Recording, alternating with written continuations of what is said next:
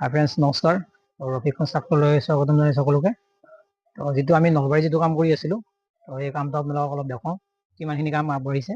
আহক মোৰ লগত।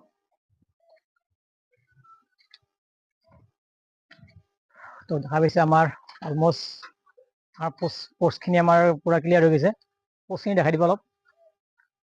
দেখা পাইছে পোষ্টখিনি আমাৰ সম্পূৰ্ণ ক্লিয়াৰ হৈছে। আৰু এতিয়া আমি যিটো কাম কৰি আছোঁ, তলৰ ফ্ল'ৰখন আমি আগতে ঢালি ল'ম। ফ্ল'ৰখনত প্ৰথমতে চলিং কৰি আমি 10 ইঞ্চি মূৰে মূৰে ৰড বান্ধি দিছোঁ। আৰু এই ফ্ল'ৰখন কৰাৰ বহুতখিনি সুবিধা হয় ফ্ল'ৰখন কৰিলে। যিহেতু আমি চাটাৰিং কৰিম, চাটাৰিঙৰ বাঁহবিলাক যাতে হেৰি নহয়, মানে বহি নাযায়।